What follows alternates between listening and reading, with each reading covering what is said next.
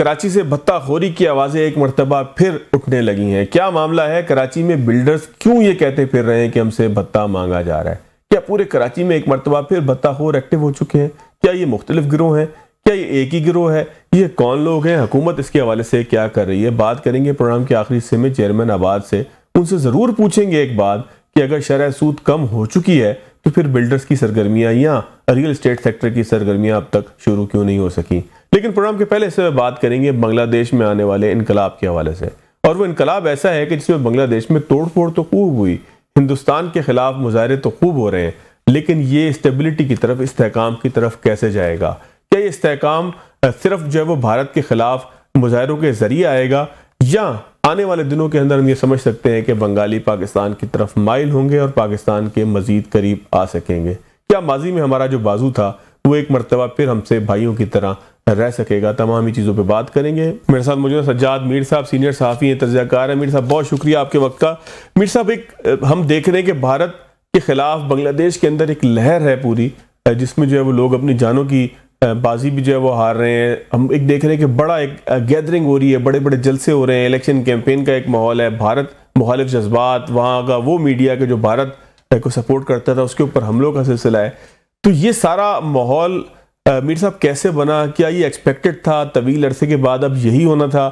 یہ کتنا سسٹینیبل ہوگا؟ کیا بھارت کے خلاف واقعی جذبات ہیں, یا چند ہزار یا چند لاکھ یا چند جو ہے وہ کروڑ لوگ ایسے ہیں, بہت سارے کروڑ میں سے, کہ جو یہ چاہتے ہیں, یا بنگلہ دیش میں کوئی تبدیلی کی لہر ہے اور یہ تبدیلی کی لہر کوئی پاکستان کے حق میں بھی ہے, یا یہ صرف بھارت مخالف ہے؟ دیکھیے, بنگلہ دیش کئی مراحل سے گزرا ہے, فلکچویٹ کرتا رہا ہے. یہ سب کانٹیننٹ کا پہلا ملک تھا, پہلا حصہ تھا جس نے آبادی کی بنیاد پر, مسلم ہندو کی بنیاد پر بنگال کو تقسیم کیا سن 6 میں, اور 11 تک بنگال 2 حصوں میں بٹا رہا. یہ وہ پاکستان کی بنیاد تھی. اور پھر یہ بات جب تحریک چلی پاکستان کی تو موومنٹ وہیں سے چلی, اور اتنی تیزی کے ساتھ, شدت کے ساتھ چلی کہ لگتا تھا کہ بنگال میں پاکستان کے لیے جو جذبہ پایا جاتا ہے وہ پاکستان کے اس حصے میں نہیں پایا جاتا رہا. آخر ایک وقت ایسا آیا کہ جب ہم نے بنگالیوں کو, ہم تو یہی کہتے ہیں کہ ہم نے بنگالیوں کو الگ کر دیا, اور جب الگ کر دیا تو دنیا سمجھتی تھی کہ پاکستان سے شدید نفرت پائی جاتی ہے, جبکہ پاکستان میں ایک گروپ موجود تھا وہ جو کہتا تھا کہ نہیں, بنگالی پاکستان سے محبت کرتے ہیں, وہ تو الگ ہی ہمیں چاہتے تھے, ہم نے زبردستی الگ کیا. اب یہاں تک کہا گیا کہ شیخ مجید کو جب یہ خبر ملی کہ بنگال الگ ہو گیا ہے تو وہ ہکا بکا رہ گیا, کیونکہ وہ تو قید میں تھا, اور جب اس کو پتہ چلا کہ تاریخ یوں بدل گئی ہے تو وہ اندر جا کے پھوٹ پھوٹ کے جیل میں رونے لگا. یہ بیان کیا جاتا ہے. اور اس کے نتیجے کے طور پر کیا ہوا, اس کے بعد جب بنگلہ دیش بن گیا تو سب سے پہلے انہوں نے اپنے شیخ مجیب الرحمان کو قتل کیا, اس کو رستے سے ہٹایا, اور پھر ایسی حکومت قائم ہوئی کہ جو پاکستان کی حامی حکومتیں رہی ہیں, ایک بار نہیں 3 حکومتیں رہی ہیں. اور اس کے چند سال بعد ہی 2-4 سال کے بعد ڈھاکہ میں جب میچ ہو رہا تھا کرکٹ کا, شاید ہاکی کا تھا, تو اس میچ میں پاکستان کی حمایت میں, انڈیا کی مخالفت میں, انڈیا اور پاکستان کا میچ ہو رہا تھا, نعرے لگے, اتنے نعرے لگے کہ پورے عالمی میڈیا نے کہا کہ یہی وہی بنگال ہے جہاں پاکستان نے ہتھیار ڈالے تھے. اور ایک تحریک چلتی رہی, وہاں ایک طبقہ موجود رہا جنہوں نے کہا کہ ہم تو پاکستانی ہیں, ہم بنگال کی شہریت قبول نہیں کریں گے, اور آج تک اس کی سزا بھگت رہے ہیں. یہ ایک بنگال کی پھر ایک پوری ایک سازش کے تحت بنگالیوں کے ذہن کو خراب کیا گیا, ان میں ڈالا گیا کہ آپ کو مغربی پاکستان والوں نے استحصال کیا تھا اور آپ لوگوں نے اس سے آزادی حاصل کی تھی. اس زمانے کا میں ذکر کرتا ہوں کہ بنگلہ دیش بننے کے بعد وہاں لوگ جو تھے, جب میچ ہوتا تھا تو پاکستان کی حمایت کرتے تھے, اور وہاں جب ہوتا تھا, ذکر آتا تھا پاکستان کا, تو وہاں کے لوگ سینوں پہ ہاتھ رکھ کے کہتے تھے پاکستان ہماری دل و جان. انٹرنیشنل سروے موجود ہے, اسٹڈی موجود ہے. لیکن اس کے بعد پھر ایسا پروپیگنڈا کیا گیا, حسینہ واجد کو لا کے ایک پوری سازش کے تحت انڈین ہیجمنی قائم کی گئی, اور ان کے زور پر وہاں کی وہ آبادی جنہوں نے مسلمانوں, جسوں نے پاکستان کے ساتھ دیا تھا, ان کو پھانسیوں پر لٹکایا گیا, سزائیں دی گئی, ایک ظلم و جبر کا ایک بازار گرم کیا گیا, اور یہ چلتا رہا کئی سال تک. لیکن اب ان پر انڈین ہیجمنی واضح ہو گئی ہے کہ یہ سارا کچھ اس لیے ہو رہا ہے کہ انڈیا مفاد اٹھاتا ہے، وہ بہت سی چیزوں پر قابض ہو گیا ہے۔ ترقی ہوئی بنگلہ دیش میں، کوئی شک نہیں ہے، اس میں کچھ ہماری حماقتیں بھی ہیں جس پہ ہماری ترقی رک رہی، ان کی ترقی ہوتی رہی اور اس کا مقابلہ ہوتا رہا۔ لیکن پھر وہ وقت آیا جب بنگالیوں نے دیکھا کہ یہ تو انڈین ہیجمنی ہے۔ انڈین ہیجمنی کا حال یہ تھا کہ وہاں ایک سابق وزیر نے پاکستان کا دورہ کیا اور کہا ہمارے ہاں تو آرمی چیف بھی جو ہے انڈیا مقرر کرتا ہے۔ ایسے وقت میں وہ جذبہ جو دبا دیا گیا تھا اور بتا دیا گیا تھا کہ پاکستان آپ کا دشمن ہے، وہ جذبہ پھر جاگا ہے۔ لوگوں نے کہا کہ نہیں، ہماری لڑائی آزادی کی جنگ پاکستان کے خلاف نہیں تھی، پاکستان کے خلاف تو ہمیں اکسایا گیا، ہمارے ساتھ تو استحصال کیا انڈیا نے۔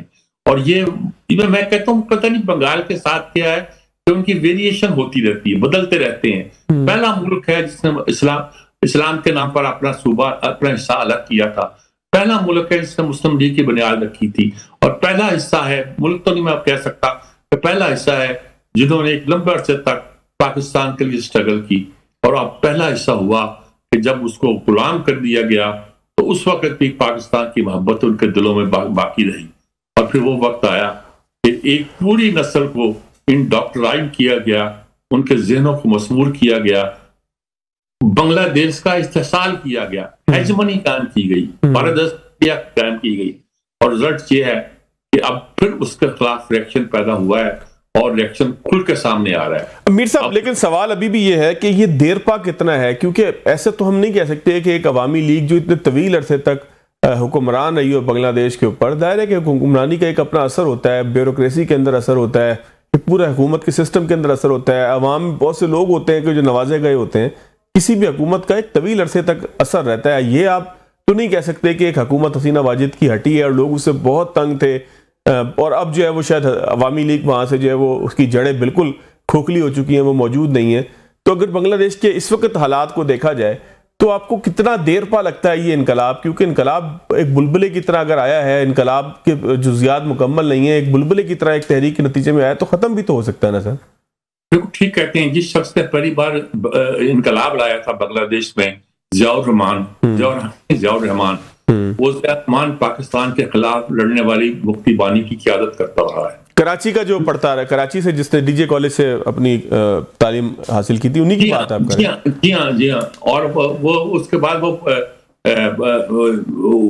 اسی نے حکومت قائم کی، اور اسی کی حکومت کے زمانے میں پاکستان سے درخواست کی گئی کہ ہمیں اسلحہ چاہیے، ہمیں دیجیے گا، اور یہاں تک جہاں میری اطلاع ہے ضیاء الحق نے ان کو 18,000 رائفلیں جو تھیں وہ خریدنا چاہتے تھے، فری آف کاسٹ ان کو بیچی۔ اس وقت ہمارا اثر تھا ان پر، اس پر وہ لوگ ہم سے محبت بھی کرتے تھے۔ ایک آیا، خالدہ ضیاء آئی، اس کے بعد ارشاد آئے، ارشاد کی لیگیسی آئی، لیکن اس کے بعد جو سیاستدانوں کی حالت ہوتی ہے، کرپشن کا ایک بازار گرم ہو گیا۔ وہی کام حسینہ واجد نے کیا ہے، اور آپ اعتبار نہیں کر سکتے اب کہ حسینہ واجد کے خلاف جو اس وقت کارروائی ہے، لوگ محتاط ہیں۔ خالدہ ضیاء جو ہے بیمار پڑی ہوئی ہے، وہ شاید کینسر میں مبتلا ہے یا خاصی بری حالت میں ہے اس کے، اور باقی جو پارٹیاں ہیں وہ جماعت اسلامی ہے، طاقت رکھتی ہے، لیکن جماعت اسلامی بہت محتاط چل رہی ہے، ان کے لوگوں کو پھانسیاں بھی دی گئیں، اور وہ نہیں چاہتے کہ ان کا تاثر پیدا ہو ایسا کہ وہ لوگ جو کہ جماعت کے خلاف یا پاکستان کے خلاف ہیں وہ کھل کے سمجھے کہ جماعت اسلامی دوبارہ آ رہی ہے۔ تو رزلٹ ہے کہ آنے والے رزلٹ پر بہت انحصار ہے کہ وہاں کی صورتحال کیا رخ اختیار کرتی ہے اور کیا راستہ بنتا ہے۔ یہاں رہی یہ بات کہ حسینہ واجد کے لوگ وہاں بھی موجود ہوں گے، اس میں کوئی شک نہیں ہے۔ ایک 25 سال 30 سال تک انڈاکٹرائن کیا جاتا رہا ہے پوری بنگالی آبادی کو پاکستان کے خلاف، وہ فیلنگ موجود ہوگی، وہ طبقہ موجود ہوگا، اس لیے جماعت بھی ایسا تک چل رہی ہے، احتیاط سے چل رہی ہے۔ خالدہ ضیاء بھی بڑی محتاط ہو کے اپنا، خالدہ ضیاء تو بیچاری کچھ بھی نہیں کر رہی، اس کی پارٹی بڑی طریقے کے ساتھ آگے بڑھ رہی ہے۔ تو میں یہی کہہ رہا ہوں کہ آنے والے الیکشنوں میں بہت سارے فیصلے ہو جائیں گے، لیکن اتنا آسان نہیں ہے عوامی لیگ کا یا انڈیا کا وہاں پلٹ کے واپس آنا۔ یہ ان کے لیے بہت بڑا جھٹکا ہے انڈیا کے لیے جو انہیں بنگلہ دیش میں نصیب ہوا ہے۔ اچھا میر صاحب، کیا ہم یہ کہہ سکتے ہیں کہ یہاں اس وقت جو لوگ لیڈ کر رہے ہیں وہ نوجوان ہیں؟ تو یہ صرف انقلاب یا کہ تبدیلی یا یہ جو ساری پوری تحریک ہے یہ صرف نوجوانوں کی تحریک ہے، یا آپ سمجھتے ہیں کہ اس کی جڑیں عوام کے دیگر طبقات تک بھی ہیں کہ جو عمر رسیدہ ہیں یا اس نوجوانی کے دور کو گزار کے اب کوئی تھوڑے سے میچیور ہو چکے ہیں، یا پھر جو بزرگ ہیں؟ اگر 3 الگ الگ طبقے ہم کر لیں، ایک وہ طبقہ کر لیں جو 40 سے لے کے 50 کے درمیان، اور ایک وہ ہے کہ جو بزرگ ہیں پھر 55 سے 60 کے درمیان، اور ایک پھر نوجوان ہے جس کو نیپال میں تو جین زی کا نام دیا گیا ہے، دنیا بھر میں اب جین زی کے مختلف جو ہے وہ ہم رجحانات دیکھ رہے ہیں. تو اگر اس کا پورا ایک انالائز کریں تو آپ کو کیا نظر آتا ہے کہ اس کی کوئی دیگر طبقات میں بھی جڑیں ہیں؟ یہ صرف ایک طبقے کا انقلاب ہے، یا ایک طبقے کی تبدیلی کی خواہش ہے، یا ایک طبقے کا بھارت کے خلاف اعلان جنگ ہے؟ اور یہ کتنا دیر پا ہے؟ کیا بھارت کی کسی تبدیل ہونے والی پالیسی سے یہ جو ہے وہ بھارت کے حق میں بھی گیم جا سکتی ہے؟ نہیں، دیکھیں اصل ہوتا یہ ہے کہ جب کوئی کسی جگہ تبدیلی آتی ہے تو عام آدمی کی سطح پہ تو چھوٹے نوجوان تو اس کو لیڈ کرتے ہیں، دنیا بھر میں نوجوان لیڈ کرتے ہیں، لیکن اس کا مطلب یہ ہوتا ہے کہ جو پڑھے لکھا سمجھدار سیزنڈ آدمی ہوتا ہے عمر کے لحاظ سے جن کو آپ کیٹیگرائز کر رہے ہیں وہ سوچنے بیٹھ جاتا ہے اور اس کی فکر زیادہ میچور ہو کے سامنے آتی ہے. نوجوان اس بات میں آتے ہیں وہ زیادہ سوچ کے سمجھ آتی ہے. اس بار بنگلہ دیش میں ایک کام ہوا ہے جو کمال کا کام ہوا ہے، مجھے نہیں یاد پڑتا دنیا میں کہیں ہوا ہے کہ نوجوانوں نے اپنی قیادت ایک ایسے شخص کا سپرد کی ہے جو اپنے فیلڈ کا ماسٹر ہے اور جس کی دنیا بھر میں احترام ہے اور جس کی شرافت اور جس کی قیادت کو سب تسلیم کرتے ہیں. ڈاکٹر یونس جو ہے یہ صرف اکانومسٹ ہی نہیں ہے، نوبل لاریٹ ہی نہیں ہے، بلکہ اس میں کوئی شک نہیں ہے کہ بنگلہ دیش میں اس کا احترام بھی موجود ہے. تو صرف یہی نہیں کہ جذبات وہاں سامنے آئے ہیں بلکہ اس کے پیچھے ایک بڑی فکر ہے جس کو قیادت سونپی گئی ہے. نوجوانوں نے یہ کمال کیا ہے، انہوں نے یہ نہیں کہا کہ ہم بنیں گے اس کے وزیر اعظم، ہم بنیں گے چیف ایگزیکٹو،